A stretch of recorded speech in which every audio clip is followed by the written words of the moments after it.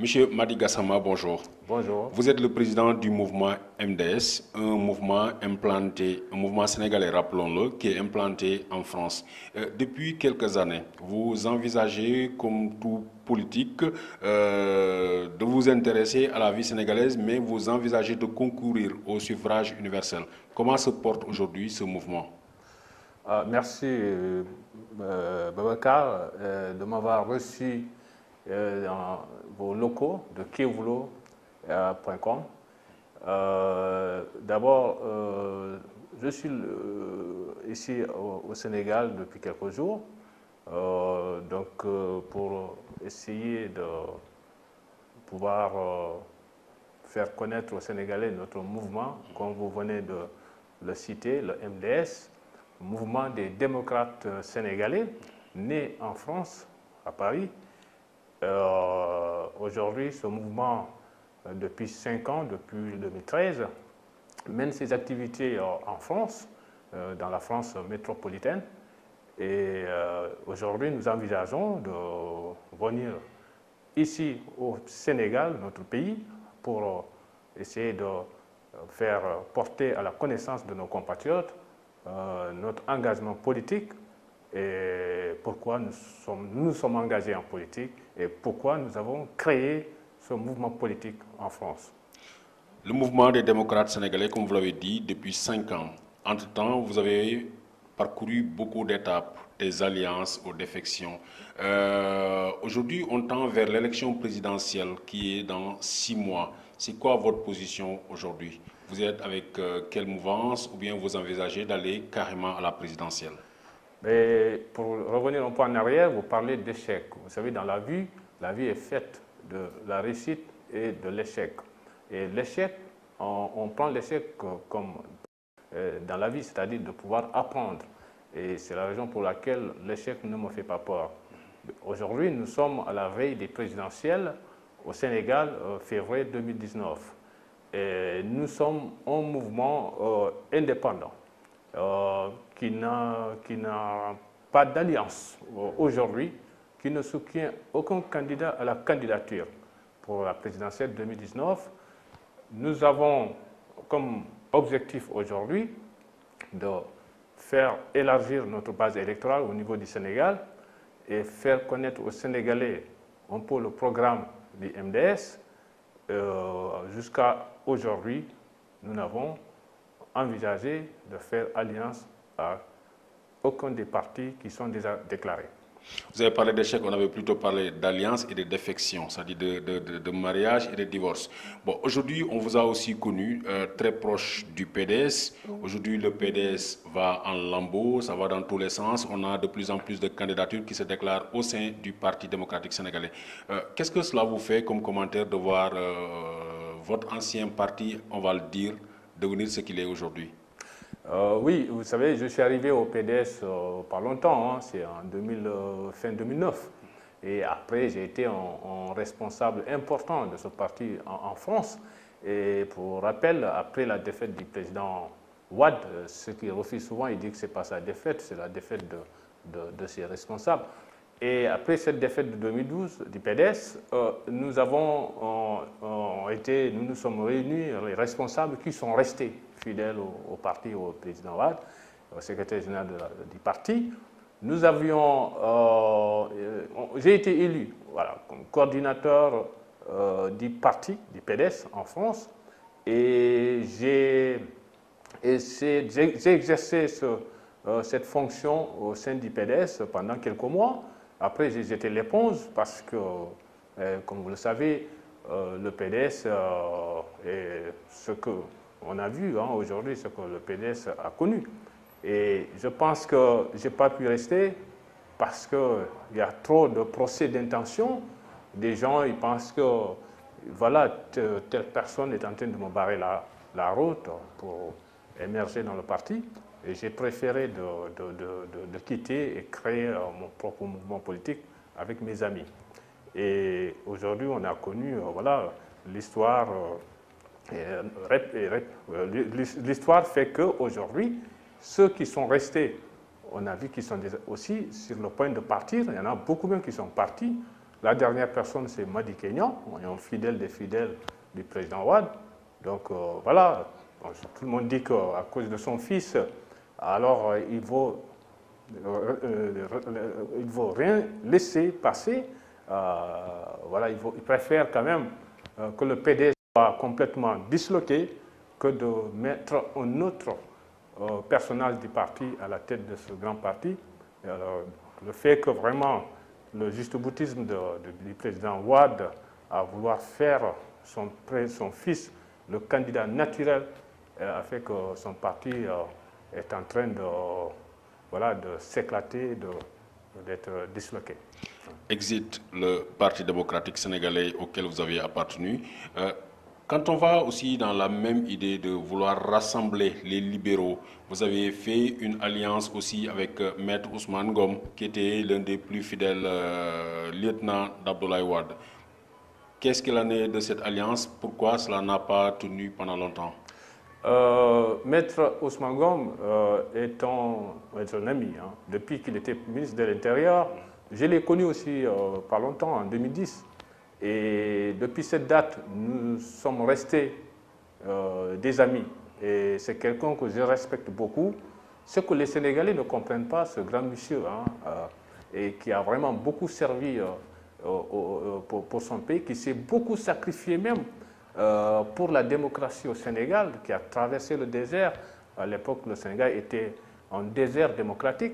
Donc, tout ça, c'est que le président Abdoulaye Wade ne fait que tuer ses lieutenants politiques pour seulement la cause de son fils. D'après, tout le monde dit ça. Et lorsque Ousmane Ngom a créé son mouvement, pour revenir sur votre question, mais, il m'a sollicité, il est venu à Paris, il m'a dit, je voudrais quand même que vous m'accompagniez. Alors, je lui ai dit, j'ai un mouvement, je ne peux pas décider seul, j'ai mes amis, je vais leur en parler, et c'est ce que j'ai fait. Nous avons tenu une réunion avec lui, et les amis ont vu que son programme était vraiment très intéressant. Et nous avons accepté, d'ailleurs, ce qui est rare de la part d'un homme politique, de dissoudre, de fondre notre mouvement dans son mouvement, LCK. Et pour aller aux législatives. Parce que moi, je refuse qu'il y ait des multitudes de mouvements, ça ne sert à rien. Et nous sommes partis aux législatives. Malheureusement, nous n'avons pas pu obtenir un député. Et alors, je ne dis pas forcément que c'est sa faute, mais il est le leader. Voilà. Et parce que les Sénégalais ne l'ont pas compris. Ils pensent que c'est un traître, ils pensent que c'est un criminel. Or que voilà, un monsieur qui peut servir encore son pays. Et que voilà, je lui rends ce grand hommage. Il a parcouru tout le Sénégal pour vraiment essayer de faire comprendre qu'il a aussi de l'énergie pour apporter quelque chose pour son pays. Il n'a pas été compris, c'est ça la vie. Nous aussi, on a tiré les conséquences. Nous nous sommes retirés de son mouvement pour avoir notre indépendance, pour pouvoir bien s'exprimer indépendamment de son mouvement. Voilà. Monsieur Madi Gassama, vous êtes aussi, pour le rappeler, en dehors de la vie politique politicienne, vous êtes le président d'un grand mouvement, sinon la plus grande association de défense des sans-papiers en France, ALIFSI. Est-ce que cela n'a pas été compliqué pour vous qui vous battiez sur le terrain de la régularisation, pas simplement des Sénégalais, mais des Africains et au-delà des autres nationaux, je parle des Afghans, je parle des Pakistanais. Est-ce que ces gens qui étaient avec vous dans ces mouvements d'intégration vous ont suivi aujourd'hui dans votre volonté de briguer le suffrage universel au Sénégal? Oui, voilà. J'ai deux casquettes, hein, c'est ça. Ma première casquette, comme j'ai souvent l'habitude de le dire, ma première casquette associative. Avant d'être homme politique, j'ai été d'abord un homme associatif. J'ai un parcours associatif en France, comme vous venez de le rappeler, vraiment qui a été salué par tous les compatriotes africains et étrangers, et depuis 15 ans. C'est vrai qu'à l'IFSI, l'association dénommée Alternative Île-de-France pour la solidarité et l'intégration, est une association qui accompagne les ressortissants étrangers afin de faciliter leur intégration dans la société française. C'est-à-dire, l'association a deux volets. Hein. Le premier volet, c'est l'accompagnement dans les démarches administratives pour l'obtention du titre de séjour. Deuxième volet, c'est pour leur faciliter, dès qu'ils ont leur séjour, forcément, il y a le travail qui attend, il y a le problème de logement qui attend. Donc, nous avons aussi tous ces leviers-là qui leur permettent vraiment d'accéder au logement, au travail. Donc, nous avons aussi ce volet intégration dans la société française. Donc, après, je me suis dit, il faut que je m'engage en politique parce que j'ai un ami qui m'a une fois dit, Malik Bouti, qui est un grand responsable du Parti socialiste français, qui a été député socialiste, qui m'a une fois dit, viens au Parti socialiste, vraiment, vous avez votre place. Je lui ai fait savoir que non, je n'ai pas voulu faire la politique. Il m'a dit non, moi aussi, c'est ce que j'ai dit à François Hollande. Lorsque Lionel Jospin avait essuyé en 2002 et que François Hollande était le secrétaire général national du parti. Il m'a dit, Malik Bouti, viens, j'ai besoin de vous, vous les jeunes, pour m'accompagner. Je lui ai dit qu'il a dit qu'il ne faisait pas la politique. Et que François Hollande lui avait dit que vous vous trompez, Malik Bouti. C'est dans la politique qu'on décide. Donc, c'est bien de faire le combat associatif, mais c'est en politique qu'on décide. Donc, viens, on va travailler. Et il m'a répété la même chose et j'ai réfléchi, j'ai conclu qu'il a raison. Et c'est la raison pour laquelle je me suis engagé, mais pas dans la politique française, mais pour mon pays d'origine, pour mon pays, le Sénégal, parce que pour moi, la France n'a pas besoin de moi.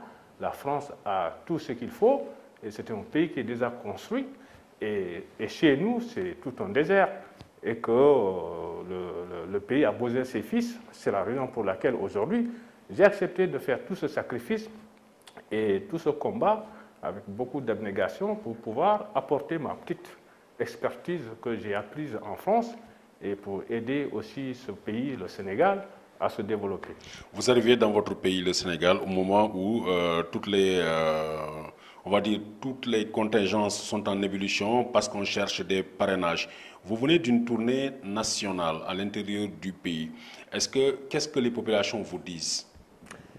Les populations sont très fatiguées.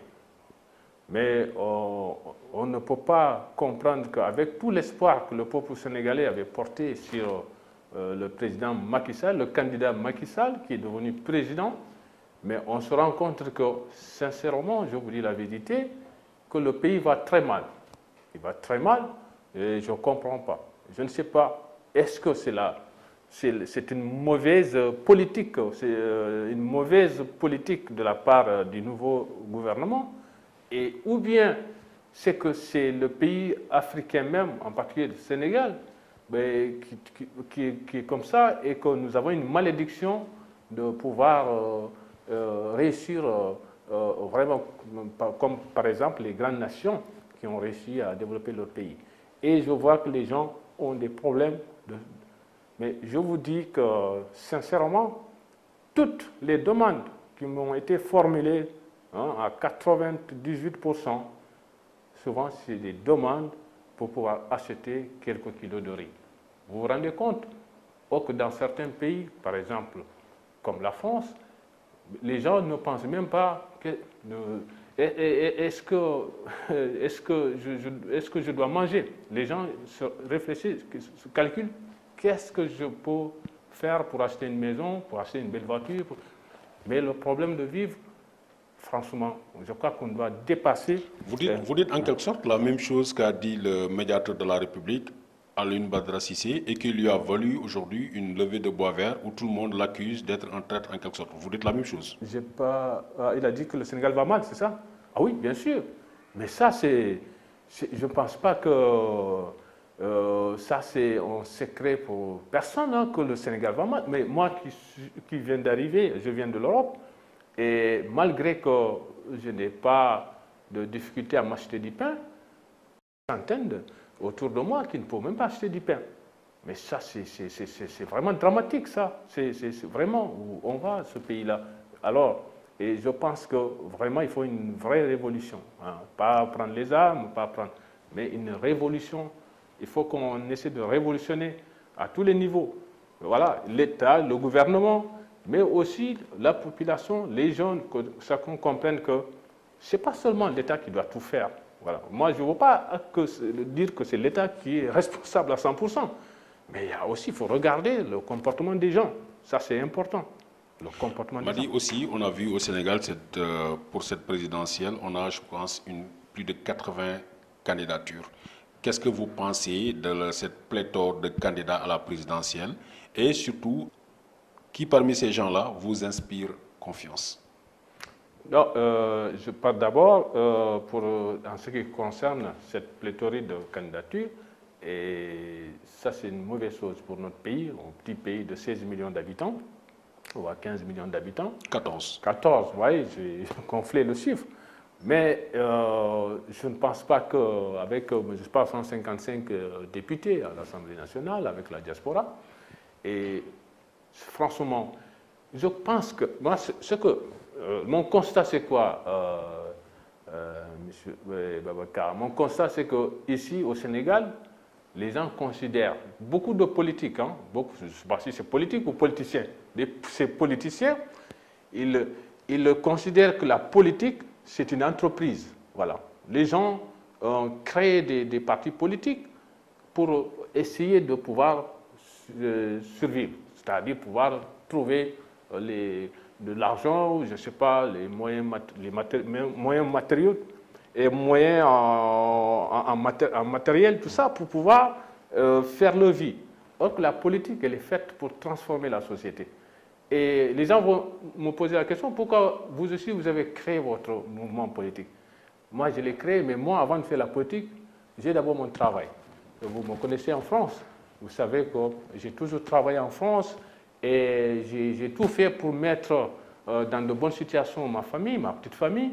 Et je ne pense pas que je viens... D'ailleurs, je rappelle que on vient de parler, à l'IFSI, c'est une association régie par la loi 1901 qui a travaillé avec toutes les autorités françaises, à commencer par le ministère de l'Intérieur, depuis le temps de Sarkozy, et la préfecture de police de Paris, et aussi l'Office français de l'immigration et de l'intégration. D'ailleurs, je viens d'être reçu par sa directrice qui est là, à Dakar, pour parler de la situation des immigrés. Je n'ai jamais demandé de subvention, Babacar. Jamais demandé un centime. Les amis qui me connaissent en France, ceux qui me connaissent, y compris vous-même, savent que mon engagement, ce n'est pas pour ma personne. Mon engagement, c'est réellement pour faire changer les choses. Donc, ici au Sénégal, quand on regarde le parcours de certains hommes politiques, on dit, mais qu'est-ce qu'ils font dans la vie? Mais est-ce que les Sénégalais doivent avoir confiance à ces personnes? On ne sait même pas ce qu'ils font dans la vie. Je ne veux pas citer de nom. Vraiment, je n'ai pas peur, mais seulement je ne suis pas là pour faire des procès d'intention. Mais les Sénégalais savent que les politiques qui sont là, qu'est-ce qu'ils font quelque chose? Qu'est-ce qu'ils travaillent? Qu'est-ce qu'ils ont fait? Qu'est-ce qu'ils ont prouvé dans la vie? Tu vois, et quand quelqu'un comme Moustapha Niasse dit qu'il a 50 ans de carrière en politique, ou qu'on nous parle de Djibo Letika qui a fait toute sa vie en politique, ou Robert Sagnan qui n'est toujours pas retraité, pour vous, ce n'est pas des gens qui doivent rester dans l'appareil étatique? Non mais écoutez, ça, franchement, ces gens-là, mais qu'est-ce qu'ils ont à faire dans la vie? Sincèrement, mais toutes ces vieilles personnes aujourd'hui, je les respecte beaucoup, ils peuvent être mes papas, mais sincèrement, à un moment donné, il faut savoir s'arrêter. Parce que, et d'ailleurs, eux, je sais qu'ils sont au crépuscule de leur vie politique. Moi, je parle ceux qui aspirent à devenir président de la République, qui sont toujours là, mais on ne sait même pas ils font quoi dans la vie. Ils sont nombreux. Alors, il faut que les gens arrêtent à multiplier, à créer les... Aujourd'hui, je peux me présenter à la présidentielle. Et ça va faire combien? 80 ans? C'est 80, n'est-ce pas? 80 Plus de 80. Mais c'est facile. Je viens de la Casamance. Tout à l'heure, j'ai apporté un don de moulin aux femmes pour faciliter leurs conditions de vie, pour qu'elles puissent se prendre en charge. On a d'autres projets pour apporter aussi pour les jeunes, encore pour ces femmes. Je crois qu'on peut avoir son parti politique et ne pas aspirer à devenir président, mais pour pouvoir aussi dire à son futur allié que ma vision aussi doit être prise en compte. Ma vision politique doit être prise en compte. C'est ce qui Une m'intéresse. petite digression, je vais prendre entre deux âges qui sont antagonistes. Vous avez un papy qui veut être président de la République, je veux parler de Pierre Atepa Goudiaby. Je veux parler d'un jeune qui veut être président de la République, je veux parler de Ousmane Sonko. Qu'est-ce que vous pensez de ces deux candidats? Bon, j'ai beaucoup de respect pour ces deux personnages. Pierre Atepa Goudiaby, d'ailleurs, j'allais dire, j'ai eu quelques relations amicales récentes avec lui. Nous nous sommes vus plusieurs fois au Sénégal et en France. Bon, personnellement, je n'ai jamais officialisé mon soutien à qui que ce soit. Lui-même, il le sait. Alors, maintenant, vu son parcours, c'est un monsieur qui a fait ses preuves. Vous voyez? Et aux États-Unis, par exemple, Ronald Reagan, qui avait à l'époque plus de 70 ans, Ronald Reagan a fait ses preuves. Malgré son âge, il était à l'origine de l'éclatement de la Russie, de l'Union soviétique. Exactement. Donc, je pense que, vu son parcours, je pense que si il mène une bonne politique, une bonne campagne, peut-être qu'il va réussir. Mais, encore une fois, il n'est pas mon candidat. Hein. Ça, on doit être clair là-dessus. En ce qui concerne Sonko, c'est un jeune comme moi, par exemple. Il a le talent, il a les compétences et qu'il a fait un bon geste que j'ai suivi depuis Paris et que je crois que c'est inédit dans l'histoire politique de notre pays. Un député qui dit je divise mon salaire en deux, une partie pour des gens qui vivent dans la précarité et une partie pour moi. Je crois que c'est une première fois. Donc tout ça, c'est vraiment, je pense que c'est quelqu'un qui est très sincère au fond de lui. Voilà. Madi Gassama, président de la République, vous qui connaissez très bien la situation des Africains en Europe, est-ce que vous allez signer la convention ou vous allez avoir des accords de partenariat qui permettent de rapatrier des jeunes Africains et Sénégalais d'Europe pour les faire rentrer au Sénégal? Est-ce que si vous étiez président de la République, vous l'auriez fait? Écoutez, moi d'abord, je ne signerai pas ce partenariat. Vous savez, les gens qui prennent le risque au péril de leur vie pour arriver en Europe, déjà, ils sont arrivés en Europe, mais c'est ce que je fais, il faut leur aider pour qu'ils puissent sortir dans cette situation difficile, mais pas pour leur faire revenir. Maintenant, mener une politique pour que ces jeunes restent dans leur pays d'origine, oui, ça, je signerai ces partenariats avec l'Union européenne et l'Occident, mais jamais signer un partenariat pour faire revenir aux gens. Ça me choque, vous savez, je me bats toujours pour ça. Jusqu'au pied de l'avion, je me bats pour que les gens ne soient pas expulsés. Mais le message que je peux lancer aussi à ces jeunes, que l'Europe n'est plus l'Eldorado. Il ne faut pas que les gens risquent leur vie pour aller en Europe. Il y a plein de jeunes qui dorment dehors, dans les rues de Paris. Il faut aller dans le 18e arrondissement, dans le 19e, sur le quai. Vraiment, ces jeunes qui, arrivés en France, ils ne peuvent même pas savoir qu'ici, il y a un problème de logement, il y a un problème pour travailler parce qu'on n'a pas de papier. Ils vont rester comment? Dans la rue. Il faut leur donner à manger, il faut leur donner pour se couvrir, etc. Franchement, ce n'est même pas la peine. Madi, est-ce que, en tant qu'acteur majeur de la vie sénégalaise à Paris, vous avez eu à rencontrer les autorités sénégalaises? Je veux parler des autorités au plus haut point. Je veux parler du président de la République, par exemple. Est-ce que vous avez eu à le rencontrer? Pour l'instant, jamais. Sauf Abdoulaye Wade, bon, ça c'est dans le cadre politique, hein, ouais, mais dans le cadre Aujourd'hui, de plus en plus, oui. Macky Sall dit qu'il a besoin de personnalités fortes, au-delà des clivages, au-delà du camp de l'APR, qui puissent lui dire qu'est-ce qui se passe exactement, aussi bien en France que dans la diaspora. Vous, en face de Macky Sall, qu'est-ce que vous l'auriez dit? D'abord, je lui dirais que, Monsieur le Président, vos concitoyens souffrent beaucoup dans ce pays-là. L'origine de cette souffrance, ce sont les difficultés dans notre pays.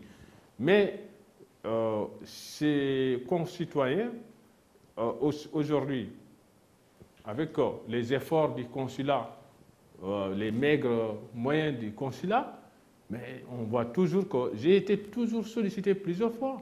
Je ne dis pas par le consulat.